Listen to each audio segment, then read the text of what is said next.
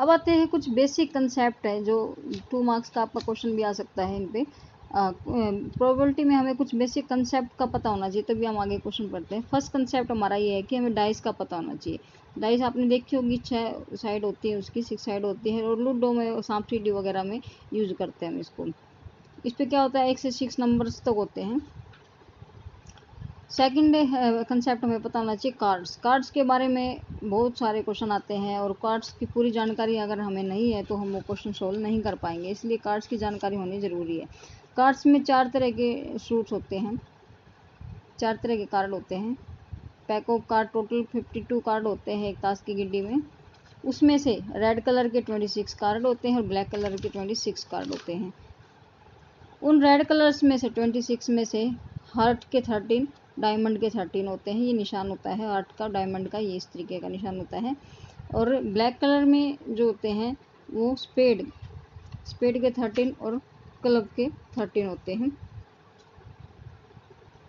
Total मिला के 13 यानी कि टोटल मिला के 52 कार्ड, और कलर 2 कलर होते हैं। अब इस 13 जो एक टाइप के 13 कार्ड है, इनमें से होते क्या क्या है।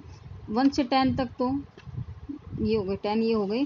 फिर जे से गुलाम, क्यू से बेगम और के से बादशाह, जे क्यू के 3 कार्ड ये हो गए, यानी कि टोटल हमारा हो गया 13 कार्ड। 1 में इसमें एस भी बोलते, इक्का बोलते हैं 1 को। फिर 2 होता है जो उसको दुग्गी, तिग्गी, ऐसे इस तरीके से बोलते हैं इसमें।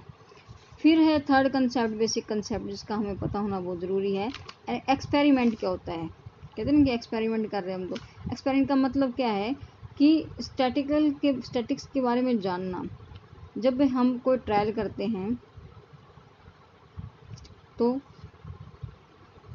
ट्रायल करना ही क्या है, उस एक एक्सपेरिमेंट करना है। और ट्रायल करना, स्टैटिक्स के बारे में नॉलेज लाना हमें एक्सपेरिमेंट कहलाता है। नेक्स्ट है इवेंट्स। इवेंट्स क्या होते हैं, आउटकम ऑफ एक्सपेरिमेंट। जब हम कोई एक्सपेरिमेंट करते हैं तो उसका आउटपुट क्या निकला, ठीक है, उसका रिजल्ट क्या निकला, वो रिजल्ट ही क्या है, उसका इवेंट कहलाता है। जैसे कोई सिक्का उछाला हमने, सिक्का उछालना, यहाँ पर एक्सपेरिमेंट में क्या है, सिक्के को उछालना। अब उस सिक्के में आउटपुट क्या हो सकता है, हेड आया या टेल आया, ठीक है। तो है, अब डाइस में 1 से 6 तक कुछ भी आ सकता है, तो वो हो गया उसका इवेंट्स। नेक्स्ट है एक्सक्लूसिव इवेंट। संपूर्ण घटनाएं क्या होती हैं कि एक जब हम एक्सपेरिमेंट करते हैं उसमें कितने नंबर्स ऑफ आउटकम आ सकते हैं।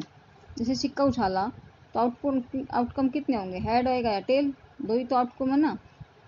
और अगर डाइस उछालते हैं तो कितने आउटकम आने की चांसेस है, 1 से 6 तक कुछ भी आ सकता है, तो 6 चांसेस है। अगर मान लो 2 सिक्के उछाल रहे हैं तो चांस कितने हो गए हमारे, 4 चांस हो जाते हैं भाई। 2 सिक्के में हमने या तो एक में हेड आया, दूसरे में टेल आया, एक में टेल आया तो दूसरे में हेड आया, या दोनों पे हेड आ सकता है, दोनों पे टेल आ सकता है। तो 4 रिजल्ट्स हो सकते हैं हमारे 2 सिक्के उछालने पर।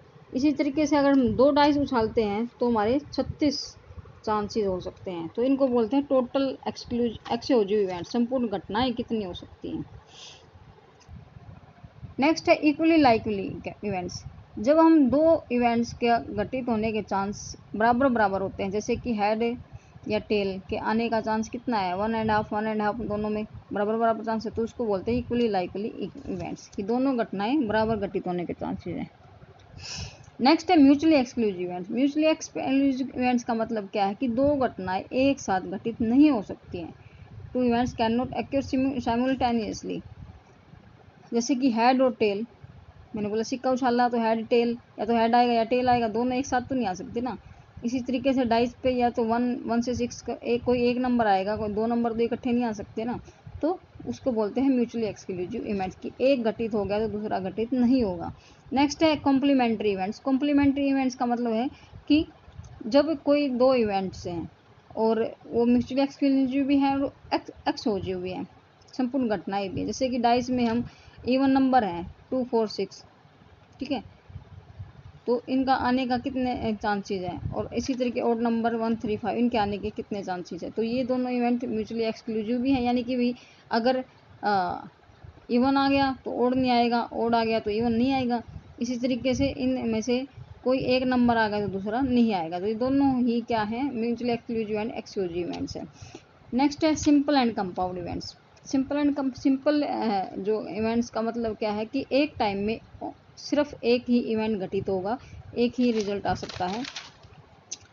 और जो कंपाउंड इवेंट्स है उसका मतलब क्या है कि एक टाइम में दो या दो से अधिक घटनाएं। नेक्स्ट है इंडिपेंडेंट इवेंट्स। इंडिपेंडेंट स्वतंत्र घटनाएं कौन सी होती हैं कि जब आउटकम जो है एक का दूसरे पर कोई इफेक्ट नहीं डालता है और ना ही दूसरे से प्रभावित होता है, तो उसको बोलते हैं इंडिपेंडेंट इवेंट्स।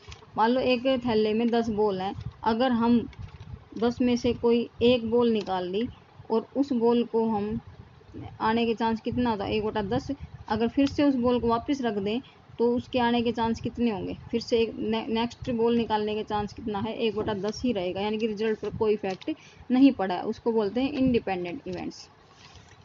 डिपेंडेंट इवेंट्स क्या होता है कि जब एक दूसरे पर इफेक्ट डालते हैं, कि एक घटना जब घटने के बाद दूसरी घटना घटा रहे होते हैं हम, तो उसमें पहली घटना का असर इफेक्ट पड़ेगा दूसरी घटना के रिजल्ट पर, दूसरे इवेंट्स के रिजल्ट पर फर्स्ट वाले का रिजल्ट का असर पड़ना है।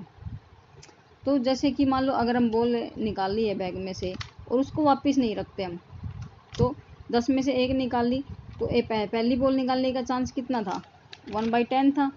अब दूसरी का कितना होगा 1/9 होगा ना, इफेक्ट डाल दिया, क्योंकि अब 10 में से 9 ही तो बोल रही ना। इसी तरीके से मान लो हम ताश की गिड्डी में से बेगम निकालते हैं, तो फर्स्ट टाइम अगर बेगम निकाली तो चांस कितने हैं, बेगम 4 होती हैं, तो 4 बेगम कितने ताश के पत्तों 52 में से 4 बेगम आने के चांस हैं, ठीक है। और सेकंड टाइम अगर हम इसको वापस नहीं रखते हैं, एक बेगम को एक निकाल लिया हमने 3 बच गई ना, तो सेकंड टाइम 3 है, अब पत्ते कितने हो गए 51 हो गए, तो सेकंड टाइम जो रिजल्ट है वो चेंज हो जाएगा। इसलिए क्या इसको बोलते हैं हम डिपेंडेंट इवेंट्स, की पहली वाली घटना ने दूसरे वाली घटना पर इफेक्ट डाला है। ये कुछ हमारे बेसिक कंसेप्ट थे जो 2 नंबर के आपका क्वेश्चन बना सकते हैं, तो ये भी आपको करना ज़रूरी है। Thank you.